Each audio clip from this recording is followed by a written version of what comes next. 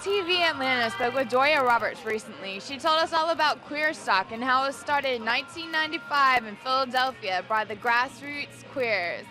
A group called Grassroots Queers just threw a festival together because we didn't have a Pride event in June that year, and our Pride committee had forgotten to get our like parade pass or whatever, so we weren't allowed to march through the city. So we wanted to have something in June, so we took over this park and we just plugged in a really bad sound system into a generator and we played for most of the day, and it's pretty much how Queerstock started. And I wanted to do it again the next year, but we had a Pride in June and they weren't really interested, so I just took it, and it's mistakenly turned into a tour when I moved to Atlanta. This year is the 5th anniversary, and I've been thinking about other cities. And the goal next year is definitely to get it out west. Queerstock's really about empowering queer musicians, so I didn't really want it to be this altruistic venture. I really wanted it to be something where, you know, we're being viable musicians. It's really important for me as an artist and other queer artists to not just have Pride once a year, and it's a great thing. Pride is a wonderful venue for a lot of us. Sometimes we're playing to 50, 100,000 people, which you don't usually have that kind of opportunity. But you're also preaching to the converted a lot of times.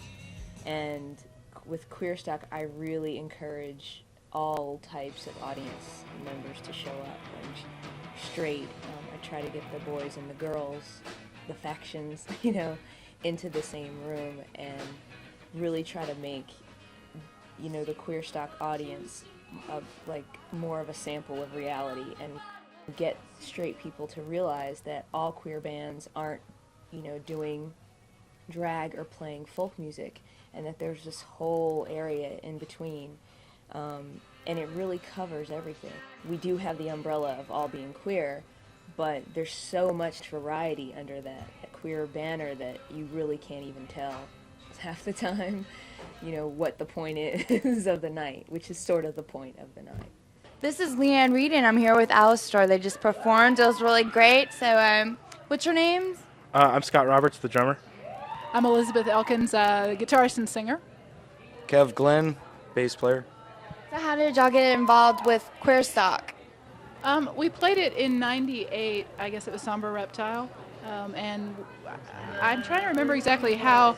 I knew Doria just from playing around town, and I think she just said, hey, I'm putting together this festival, do you guys want to be a part of it? So this is our second year. Will you tell me a bit about your music?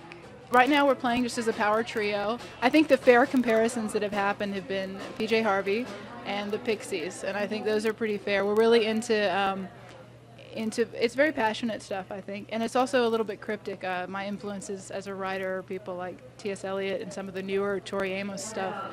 It's kind of bizarre, and sometimes you don't know what I'm singing, and that's the point of it. So.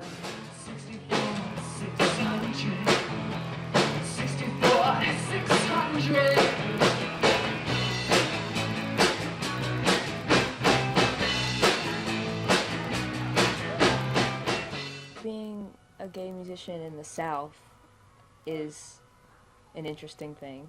I mean, I'm from, you know, Philadelphia, so up north you kind of can say what you want and do what you want and be really free, and you play in New York and you don't have to worry about a song that you've just sung and walking out to your car kind of at the end of the night.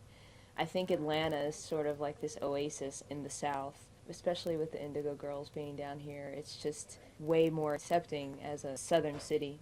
I'm out, and the straight press has really been fine with it. They always mention Queerstock or that I'm queer every time they put something in the paper, but I think that's fine. It doesn't offend me. It's definitely a title that I, you know, have put on myself. I'm all about the label.